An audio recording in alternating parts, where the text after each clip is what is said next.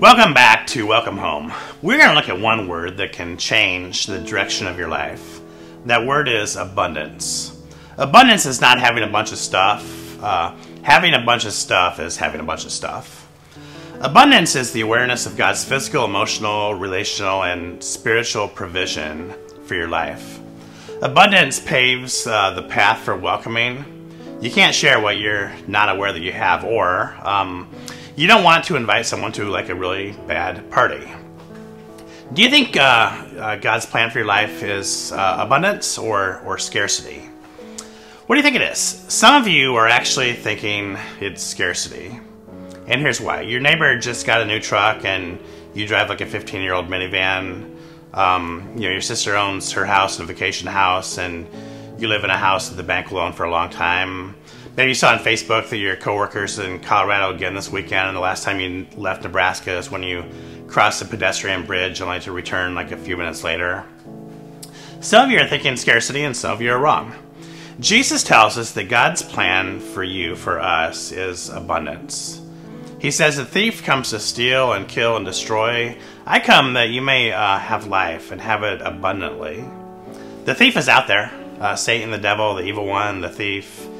He exists. Jesus talked about him. Jesus physically encountered him.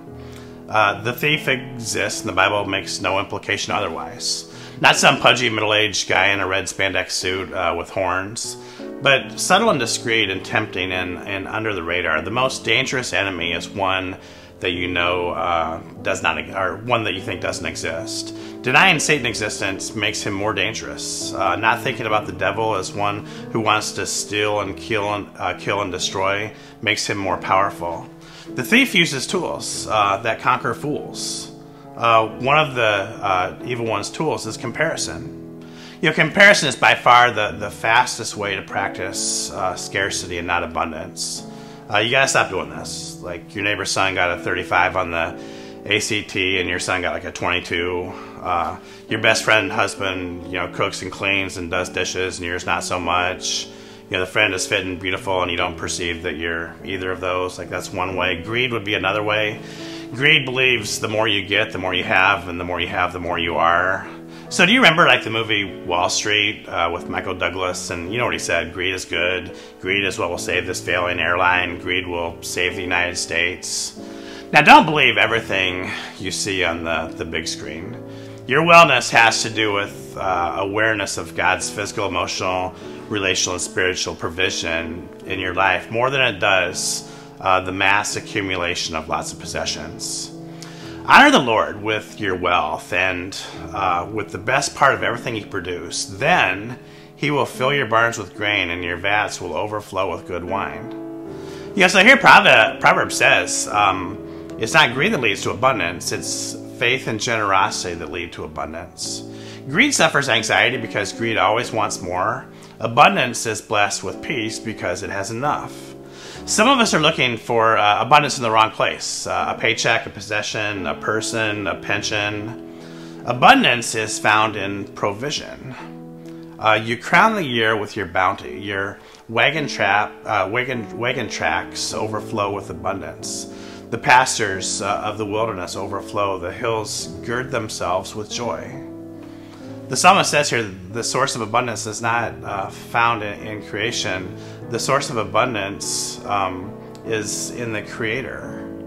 I pray a prayer daily for David and Benny. It's not one that I wrote, it's one that Paul wrote, and I can't improve on it, so I just pray it. It's found in Ephesians. And here Paul prays for the Christians in Ephesus. I pray that out of his glorious riches he may strengthen you with power through his Spirit, so that in Christ he may dwell in your hearts through faith. And I pray that you, being rooted and established in love, may have the power together with all God's holy people to grasp how wide and long and high and deep his love is for us. And I know that this love that surpasses all knowledge, that you may be filled to the measure of all the fullness of God. Now to Him who is able to do far more abundantly than we could ask or think, according to the power at work within us. So here, God is the source of abundance. If you're looking for abundance in any other place, pleasure, person, or possession, you will experience disappointment in life. And God is able to bless you abundantly so that in all things, at all times, having all that you need, you will abound in every good work. We all have needs. We all have wants. We need food and water. We need relationships and rest. We need shelter and clothing. We need forgiveness and faith. Now we want comfort and convenience. We want to go to cool places. We want the latest and the greatest. We want people to think well of us. I studied economics in college, and I even have like an expensive piece of paper on my wall to show for it. Economics is a study of production and the distribution of scarce resources that people want. So economics investigates. It investigates wants, the demand of wants, the supply of wants, the incentives for the wants. The world, it teaches scarcity, but God teaches abundance. You woke up earlier today and you had a choice that you had to make to have a worldview of scarcity or a worldview of abundance. Choosing abundance means that you allow abundance to shape you. This means living a life that honors God, who has provided everything for you. It's no longer he who dies with the most toys in the end wins. It's I'm living a life of gladness and gratitude and generosity in response to God's blessings. Here's the difference between scarcity and abundance. Scarcity says, her cell phone is newer than mine. Abundance says, I'm blessed to be able to communicate with others. Scarcity says, I don't feel accepted by others. Abundance says, I celebrate that others have added value to my life, and they give me companionship and joy. Scarcity says, I sometimes feel distant from God. Abundance says, despite the world being a pretty rough place, and despite some doubts or questions I have, I know that God loves me. The first of three healthy ways to respond to abundance is gladness. So I'm going to give you like a perfect Saturday for me. I get up and go on a hike with a friend through the woods. I get home and smoke some bacon and eggs, and then I eat the bacon and eggs. The kids behave and want to hang out with me. I get to watch football and the Huskers win. I take a nap. I eat ribs and key lime pie for dinner. I watch a good movie and I fall asleep. Now that's a good day, right? Now here's how the day usually plays out though. It rains and the hike through the woods is canceled. I have a Cliff Bar for breakfast. I take David various places and deal with traffic. I go through some email. I mow a soggy yard. I watch some football and the Huskers lose. I cook the burgers too long on the grill and they just taste okay. The movie wasn't actually that great and I fell asleep during the movie. I wake up and I have trouble falling asleep because I know tomorrow's a busy day. But you know what? If I reflect, there's a lot of abundance in either scenario. And gladness either day is always an alternative. Your circumstances have absolutely nothing to do with the amount of joy you experience. Joy is a gift from God. I am always thinking of the Lord, and because He is so near, I will never need to stumble or fall. My heart, body, and soul are filled with joy. The psalmist says joy is a choice, and gladness is a product of abundance, which God continually blesses us with. It doesn't matter how the 19-year-old boys play on Saturday. It doesn't matter if your 9-year-old kid is frustrated with you. What matters is your willingness to be glad that you are mindful of God's physical, emotional, relational, and spiritual provision in your life. The second way to respond to abundance is with gratitude. The phrase thank you is so powerful. Thank you to God and thank you to others. And whatever you do or say, do it as a representative of the Lord, giving thanks through Him to God the Father. Whatever you say or do, abundance creates gratitude, and gratitude creates abundance. It's this life-giving cycle that we are beyond blessed when we participate in it. Nothing turns us into bitter, selfish, dissatisfied people more than an ungrateful heart. And nothing will do more to restore abundance and the joy of your salvation than gratitude. So let's go back to Paul's letter to the Ephesians. He says, I have not stopped thanking God for you. I pray for you constantly. I read every card that people send me. I just don't read them. I put them on a shelf behind my desk in the office. I take them all down at the end of the year and I restart the collection at the first of every year. By the middle of the year, it gets really crowded. By the end of the year, the area is full, and oftentimes I've even encroached on other coworkers' workspaces.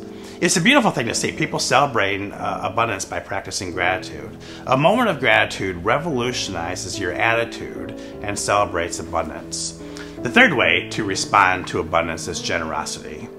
Generosity is a twofold blessing, a huge blessing to the recipient, but even a bigger blessing to the donor. You know, Anne Frank, a teenage girl who was killed in a concentration camp in World War II, wrote when she was in hiding in Amsterdam, that's what I consider true generosity. You give all, and yet you always feel like as if it cost you nothing. You know, about 10 years ago, two neighborhood teenagers knocked on my door in early December. I knew both of them. They were entrepreneurs who had a little business, mowing when it was nice enough, snow removal, and hanging Christmas lights during the off-season, hauling junk away, whatever they could do. I encouraged them, and I often recommended them, hired them a few times. They asked if they could come in. I braced myself for a sales pitch. Instead, they gave me an envelope that contained $1,800 of cash. They told me a story. They decided at the beginning of the year they're going to give 1 month of their earnings to poor people. They joked around and told me they picked November because it was typically their slowest month. But the Christmas light business took off for them, and it snowed a couple times, and November actually turned out to be their best month. They brimmed with gladness and gratitude as they told me their story. These kids got it. The world teaches scarcity. They did not buy into the lie. They practiced abundance, and they didn't look back. One gives freely, yet grows all the richer. Another withholds what he should give and only suffers want. Whoever brings blessing will be enriched, and the one who waters will himself be watered. I have seen this time after time in the church. From the family who started giving for the first time, they were very skeptical, but they saw that skepticism grow into blessing beyond what they could ever imagine.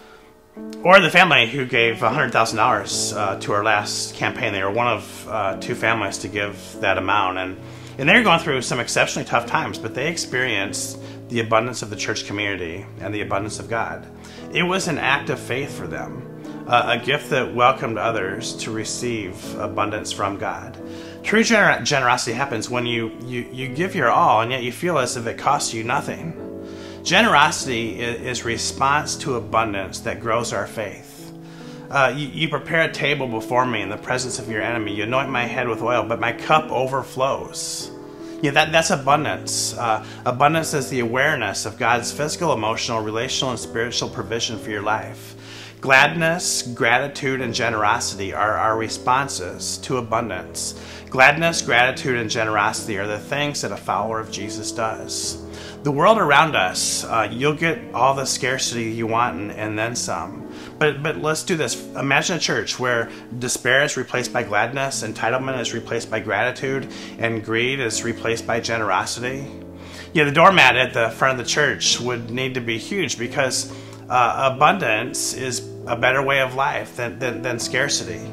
Practicing abundance welcomes us home into God's kingdom. Practicing abundance welcomes others into God's kingdom. So it's your turn now. Take this time, talk to each other, be honest. Start where you are. How are you practicing scarcity? What is it that's preventing you from practicing abundance? What are some areas of abundance that you see in other people in your group? Spend some time talking and listening about the differences between living out a worldview of scarcity and a worldview of abundance. I want you to encourage each other. Be glad and generous in your speech. Be grateful for each other. So have a great discussion, and I'll see you here back next week at Welcome Home.